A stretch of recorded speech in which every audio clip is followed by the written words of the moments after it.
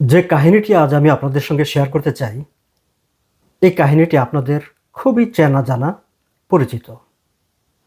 আপনারা যারা আমার ভিডিও দেখেন, বিশেষ করে গত কয়েক বছরে যারা কানাডায় নতুন এসেছেন, পলিটিক্যাল অ্যাসাইলাম চেয়েছেন, নতুন করে পলিটিক্যাল অ্যাসাইলাম পেয়েছেন, কিংবা ইমিগ্রেন্ট হিসাবে এসেছেন, নতুন এসেছেন, তাদের অনেকেরই এই ধরনের অভিজ্ঞতার ভেতর দিয়ে হয়তোবা যেতে হয়েছে। কেউ কেউ হয়তোবা এখনও এই ধরনের কাহিনীর কেউ নায়ক, কেউ পার্শ্বচরিত্র, কিংবা কোনো না কোনোভাবে এই কাহিনীর ভেতর দিয়ে যাচ্ছেন। ঘটনাটির যদি পরিসমাপ্তি বলি, ঘটেছে সাসকাচুয়ানে, কিন্তু শুরুটা টরন্টোতে। 2022 সালের আগস্ট মাসে বাংলাদেশ থেকে একটি মেয়ে ভিজিটর ভিসা নিয়ে কানাডা এসেছিল। তার স্বপ্ন ছিল, তার আকাঙ্ক্ষা ছিল কানাডায় এসে সে থেকে যাবে।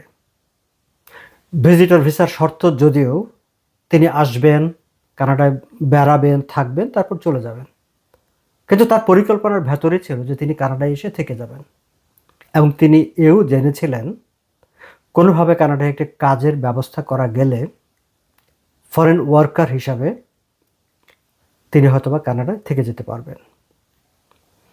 টরন্টোতে থাকা অবস্থায় তার চোখে পড়ে একটি রেস্টুরেন্টের নিয়োগ বিজ্ঞাপন। সেই রেস্টুরেন্টটি আবার অবস্থিত সাসকাচুয়ানে, যেটি টরন্টো থেকে বেশ খানিকটা দূরে, ভিন্ন একটি প্রভিন্স। তিনি যেহেতু কানাডায় থেকে যাবার জন্যই এসেছেন, তিনি সেই বিজ্ঞাপনে সাড়া দিয়েছেন। বিজ্ঞাপন যিনি দিয়েছেন রেস্টুরেন্ট মালিক, সেই রেস্টুরেন্টটি বাংলাদেশি কানাডিয়ানের মালিকানাধীন রেস্টুরেন্ট। তার সঙ্গে আলাপ আলোচনা এবং শেষ পর্যন্ত তিনি টরন্টো থেকে ছুটে যান সাসকাচুয়ানে। সেখানে তার চাকরিও হয়, কিন্তু তার যেহেতু ভিজিটর ভিসায় যেহেতু তিনি এসেছেন, তার কাজ করার ভ্যালিড ওয়ার্ক পারমিট নাই। সেই রেস্টুরেন্টের মালিক তার সঙ্গে ঠিক করেন, ফয়সালা করে নেন যে তিনি এভাবেই কাজ করে যাবেন, তাকে থাকার ব্যবস্থা করে দেওয়া হবে, মাসে $1,000 দেওয়া হবে। যেহেতু মেয়েটি কানাডায় থাকতে এসেছেন, তিনি একটা কাজ পেয়েছেন, তিনি কাজ করতে শুরু করেন। দর্শক, প্রথম তিনি যে রেস্টুরেন্টটিতে কাজ শুরু করেছিলেন, তারপর তার আরেক বন্ধু আরও একটি রেস্টুরেন্ট, তারপর তাকে সেখানে নিয়ে যাওয়া হয়। তিনি আরেকটি রেস্টুরেন্ট, মোটামুটি গত 4-5 মাসে 3টি রেস্টুরেন্টেই তিনি কাজ করেছেন।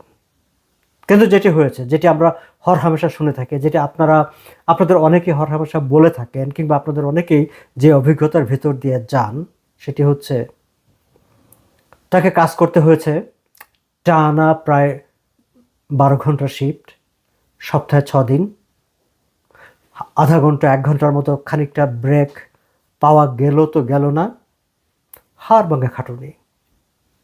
কিন্তু পেমেন্ট পাওয়া গেল কিংবা পাওয়া গেল না। একটা পর্যায়ে মেয়েটি ওয়ার্ক পারমিটও পায়। সেগুলো আরেক কাহিনী, আমি সেই কাহিনীতে যাচ্ছি না।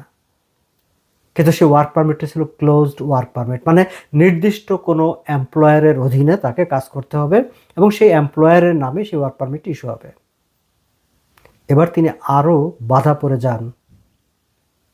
যেখানে কাজ শুরু করেছিলেন সেখানে শুরু হয় তার উপর নানা রকমের হয়রানি, কম পয়সা দেওয়া, পয়সা না দেওয়া, এমনকি যৌন নিপীড়নের অভিযোগও ওঠে। শেষ পর্যন্ত এটি আদালতে যায়। আদালত দীর্ঘদিন শুনানি করে, লম্বা সময়, 2022-23 তো সেখানে কাজ করেছেন, তারপরে সেটি কোর্টে যায়। দীর্ঘ শুনানি শেষে আমি এই ভিডিওটি করছি 8ই আগস্ট শনিবার। বৃহস্পতিবার আদালত একটি রায় দেয় এবং সেই রায়ে 2জন বাংলাদেশি রেস্টুরেন্ট মালিককে অভিযুক্ত করা হয়।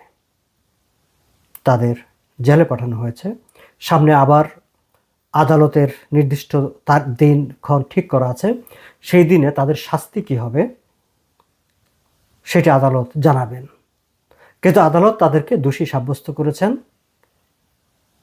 দুজনের বিরুদ্ধেই অভিযোগ মানব পাচার, বাংলাদেশ থেকে নারী পাচার করার অভিযোগ তাদের বিরুদ্ধে আদালত তাদেরকে দোষী সাব্যস্ত করেছে, এবং একজনের বিরুদ্ধে নারী পাচার এবং যৌন নিপীড়ন এই অভিযোগ আনা হয়েছে।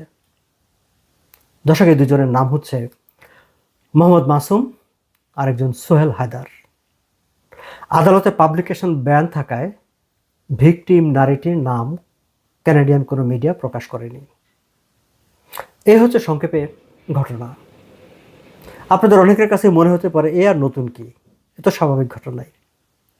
হয়তো নতুন এটুকু মনে হতে পারে যে দুজনের বিরুদ্ধে দুজন আদালতে দোষী সাব্যস্ত হয়েছে।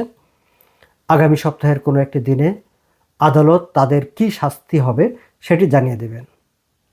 সাসকাচুয়ানের যে আইন, সে আইনে নারী পাচারের জন্য সর্বোচ্চ শাস্তি হচ্ছে যাবজ্জীবন কারাদণ্ড, আর সর্বনিম্ন শাস্তি হচ্ছে 4 বছরের কারাদণ্ড।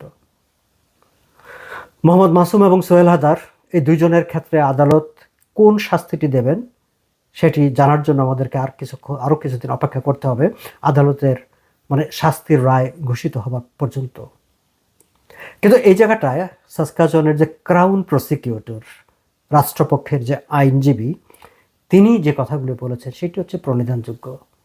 তিনি মনে করছেন এই যে আদালত একটি রায় দিয়েছে, সাসকাচুয়ানের আদালত দুজন ব্যক্তিকে, আনফর্চুনেটলি দুজনই বাংলাদেশি কানাডিয়ান, বাংলাদেশি অরিজিনের, নারী পাচারের অভিযোগে, হিউম্যান ট্রাফিকিং, মানব পাচারের অভিযোগে তাদের যে অভিযুক্ত করা হয়েছে, সাসকাচুয়ানের ইতিহাসে এটি হচ্ছে প্রথম ঘটনা। এবং তিনি বলছেন যে এটি বিচারের ক্ষেত্রে একটি নজির হয়ে থাকবে, প্রেসিডেন্ট হয়ে থাকবে, কারণ এর আগে এই প্রভিন্সে, অন্যান্য প্রভিন্সে হয়তো হয়েছে, কিন্তু সাসকাচুয়ানে এর আগে এই ধরনের কোনো রিটেন কোনো কাউকে পানিশমেন্ট দেওয়া হয়েছে, কিংবা দোষী সাব্যস্ত করা হয়েছে, কিংবা একটা ক্রাইটেরিয়া ঠিক করা হয়েছে যে এই কারণে এই অভিযোগে অভিযুক্ত হবেন বা এই শাস্তি হবেন, সেটি নাই। This is the first case in Saskatchewan history the someone guilty proven হয়েছে, কোর্ট কর্তৃক তাকে গিল্টি করা হয়েছে মানব পাচারের দায়ে। অ্যান্ড আনফর্চুনেটলি এই ইতিহাস কিংবা নজির যেভাবে বলি না কেন, তার সঙ্গে দুজন বাংলাদেশি অরিজিনের নাগরিকের নাম জড়িয়ে গেছে, বাংলাদেশের নামটিও জড়িয়ে গেছে। দর্শক, আমি ঘটনাটি আপনাদের সঙ্গে শেয়ার করতে চাইলাম এই কারণে যে আমরা এই ধরনের কাহিনী টরন্টোতে, ভ্যানকুভারে, মন্ট্রিয়ালে কিংবা কানাডার অন্যান্য শহরে প্রায় অনেক জায়গায় শুনে থাকি। কেবল যে বাংলাদেশি কমিউনিটিতে তাই নয়, অন্যান্য কমিউনিটিতেও নতুন আসা মানুষ, অ্যাসাইলাম চাওয়া মানুষ, ভিজিটর ভিসায় এসে কানাডার থেকে যাওয়া মানুষ, অনেকের এই যে ভালনারেবিলিটিটা, তাদের যে অসহায়ত্বটা প্রথম অবস্থায়, সেই অসহায়ত্বের সুযোগ নিয়ে এক শ্রেণীর অসাধু ব্যবসায়ী, এক শ্রেণীর অসাধু মানুষ, সে রেস্টুরেন্ট মালিক হন, তিনি অন্য পেশার হন, তিনি ইমিগ্রেশনের পরামর্শদাতা হন, নানাভাবে তাদেরকে ঠকানোর চেষ্টা করেন, তাদেরকে প্রতারণা করেন। সবগুলো ঘটনা হয়তো সামনে আসে না, সবগুলো ঘটনা আদালত পর্যন্ত গড়ায় না, কিন্তু যে ঘটনাটি আদালতে গড়ালো, যেটি সাসকাচুয়ানের ক্রাউন প্রসিকিউটর লাসলি ডাউনিং মিডিয়াকে, কানাডিয়ান সাংবাদিকদেরকে বলেছেন যে এটা হচ্ছে সাসকাচুয়ানের ইতিহাসের জন্য একটা হিস্ট্রি অ্যান্ড একটা আনপ্রেসিডেন্টেড ইনসিডেন্ট, যেটি তারা সামনের বিচার প্রক্রিয়ায় নজির হিসাবে ব্যবহৃত হবে। সেই ঘটনাটির মতো একটি ঘটনা তো ঘটেছে টরন্টোতে, অন্টারিওতে, অন্য কোথাও যে এমন ঘটনা ঘটবে না। এই ভালনারেবল মানুষগুলো যে একদিন ঘুরে দাঁড়িয়ে আইনের আশ্রয় নেবে না, তা তো নয়। আজ এ পর্যন্তই।